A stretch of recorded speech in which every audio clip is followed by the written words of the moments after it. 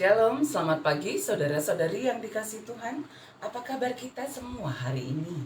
Doa dan pengharapan kami, kita dalam keadaan baik, sehat, damai sejahtera dalam tuntunan Tuhan. Saudaraku, untuk memulai semua aktivitas kita, mari bersama-sama kita memuji serta merenungkan firman-Nya. Kita memuji Tuhan dari pujian kita, menyenangkanmu, senangkanmu, hanya itu yang menjadi kerinduanku. Mari bersama-sama menaikkan pujian kita kepada Tuhan dari pujian kita. Tuhan, ku mau menyenangkanmu. Tuhan, bentuklah hati ini. Menyenangkanmu, senangkanmu. Hanya itu yang menjadi kerinduan. Mari bersama-sama kita menaikkan pujian kita kepada Tuhan.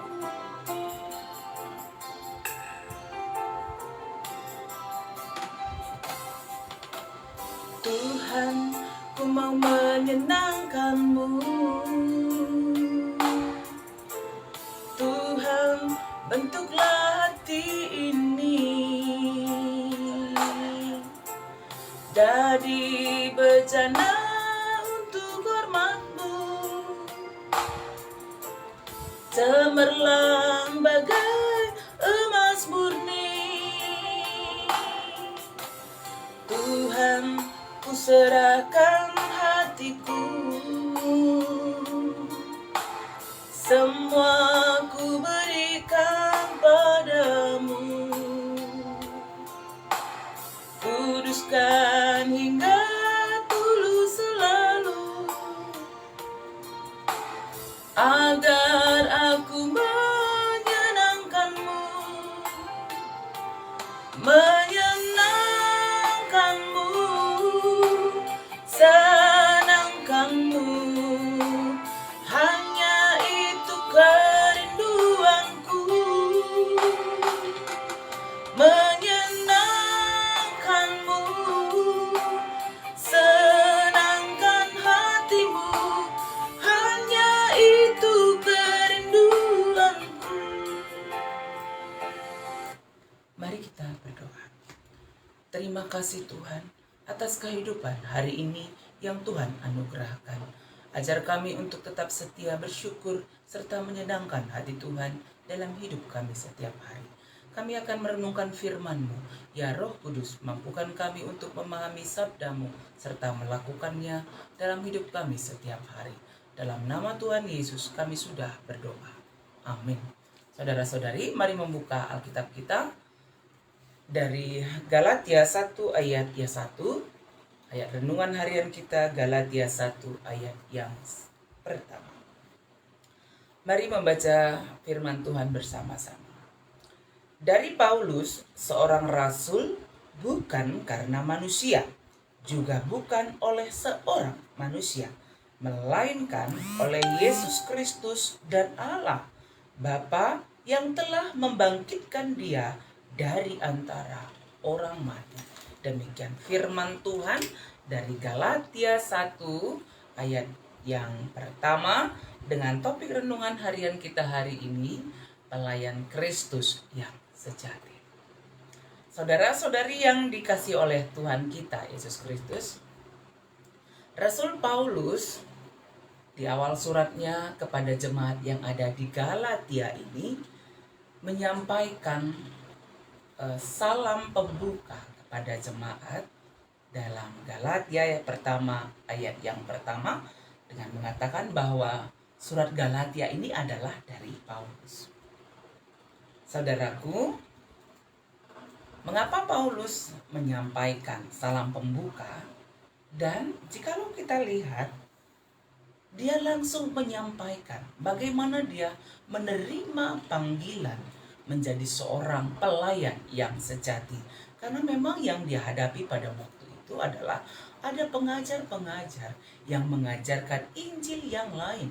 Artinya bukan Injil Kristus, tetapi Injil yang lain yang beralaskan keinginan manusia yang hendak membawa jemaat jauh dari Tuhan.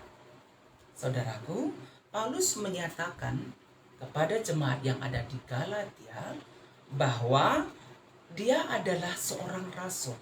Jadi dia menyatakan pembelaannya, dia ini adalah seorang rasul. Paulus adalah seorang rasul yang menjadi seorang rasul bukan karena manusia. Jadi ketika Paulus menjalani perjalanannya ke Damsyik, dia dipanggil, dia ditangkap oleh Tuhan untuk menjadi seorang pemberita firman. Jadi bukan karena manusia, jadi bukan karena keinginan manusia, tapi semata-mata hanya oleh karena panggilan Tuhan. Bukan karena manusia, juga bukan oleh seorang manusia. Ya, Paulus benar-benar hendak menyampaikan bahwa untuk menjadi seorang rasul itu bukan karena manusia, tetapi memang karena Kristus yang memanggil, oleh karena anugerah Tuhan, oleh karena kehendak Tuhan. Sehingga ia mengatakan melainkan oleh Yesus Kristus dan Allah Bapa. Jadi kerasulannya bukan karena kerasulan manusia. Mungkin jikalau karena keinginan manusia, oleh karena dasar keinginan manusia, dia akan menjadi sombong, menyombongkan diri oleh karena dia seorang murid Gamaliel, atau menyombongkan diri oleh karena kehebatan yang dia miliki sebagai seorang manusia. Tetapi dia menyadari bahwa segala sesuatu yang dia miliki, bahkan panggilannya untuk menjadi pelayan Tuhan yang sejati, itu adalah datangnya dari Tuhan. Dan dia jelas sekali dalam ayat yang pertama ini juga langsung memperkenalkan tentang Kristus bagi banyak orang, bagi jemaat yang ada di Galatia dan bagi kita, melainkan oleh Yesus Kristus dan Allah Bapa yang membangkitkan dia dari antara orang mati. Dengan sangat jelas sekali, ya, Paulus menyatakan Kristus yang sudah menebus dosa manusia melalui kematiannya di salib serta mengalahkan maut.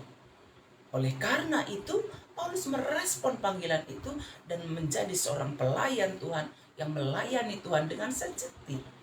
Pelayan Tuhan yang sejati, melayani dengan sungguh-sungguh, melayani dengan kerendahan hati. Itu yang kita lihat, ya. Akhirnya bagaimana Paulus dalam pelayanannya, meskipun banyak tantangan, pergumulan yang dia hadapi, karena dia merasakan bahwa karena Tuhan yang memanggil dia untuk menjadi pelayan yang sejati, dia melayani dengan sungguh-sungguh, dengan penuh kerendahan hati, tetap setia melayani Tuhan. Saudaraku, pada saat ini kita sebagai orang yang percaya pada Kristus dan menerima panggilan untuk melayani dia. Karena tugas seorang percaya kepada Kristus adalah bersaksi, bersekutu, dan melayani Tuhan. Ketika kita melayani Tuhan, layanilah Tuhan dengan sungguh-sungguh. Tidak harus menjadi seorang pendeta, tidak harus menjadi seorang pertua diaken. Ya, dalam hidup kita setiap hari di tengah keluarga kita melayani Tuhan melalui pelayanan yang terbaik yang kita lakukan di tengah keluarga bagi suami, istri, dan anak-anak kita, membawa damai sejahtera di tengah keluarga. Dalam pekerjaan, kita melakukan pekerjaan kita sungguh-sungguh seperti untuk Tuhan. Kita melayani Tuhan dengan sungguh-sungguh dalam berbagai hal yang kita kerjakan, tampak bahwa kita adalah seorang pengikut Kristus, bekerja dengan bertanggung jawab, bekerja berkualitas, dengan penuh integritas, melayani Tuhan dengan sungguh-sungguh. Dan mari tetap setia melayani Tuhan dalam hidup kita. Jadilah pelayan Tuhan yang sejati. Saudara-saudari, mari bersama-sama kita kembali memuji Tuhan dari pujian kita. Kita naikkan pujian kita kepada Tuhan. Ku tetap setia. Saudara-saudari yang dikasihi Tuhan, mari bersama-sama kita menaikkan pujian kita kepada Tuhan dari pujian kita. Ku tetap setia. Seperti seorang wanita yang melayani Tuhan dengan tetap setia. Seperti wanita mengurapimu, menangis di bawah kakimu. Demikian hidupku mau mengasihimu. Yesus, Engkau baik bagiku. Sampai akhir ku menutup mata, ku tetap setia menanti janjimu. Sampai ku dapatkan mahkota kemuliaan.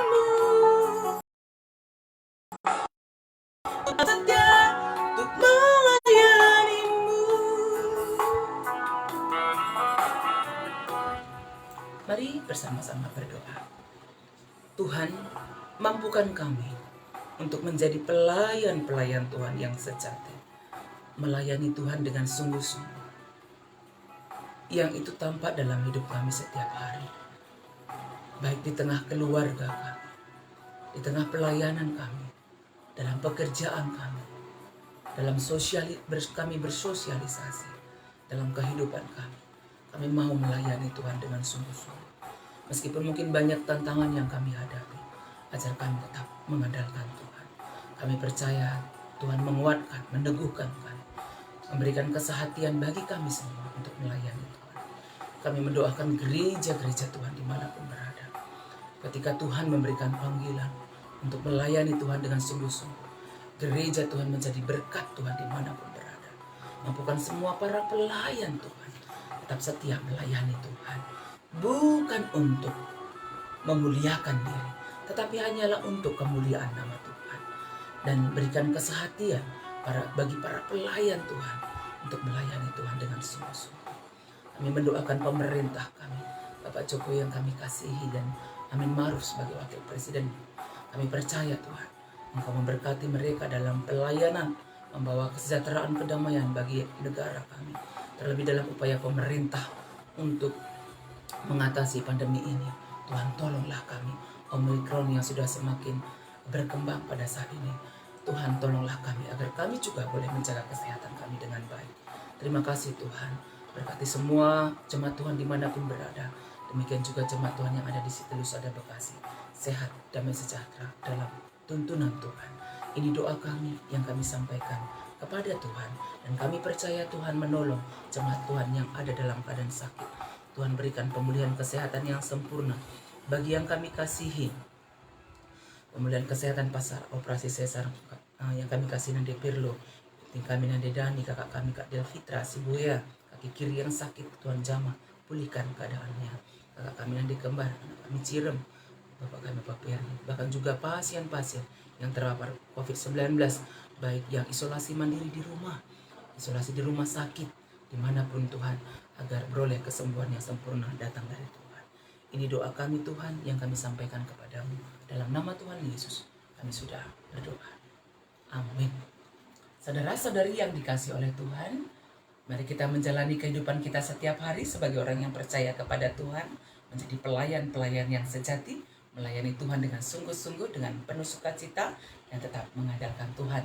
Dan ketika kita beraktivitas di akhir pekan ini, jangan lupa ya, tetap patuh pada protokol kesehatan, pakai masker, atur jarak, rajin mencuci tangan, hindari kerumunan banyak orang, tetap bersukacita, dan tetap berdoa. Saudara-saudari, dan kita percaya bahwa dalam kehidupan kita setiap hari, Tuhan tetap menyertai kita. Dan jangan lupa esok hari kita ke gereja. Tuhan menyertai kita, Tuhan memberkati kita semuanya. Amin.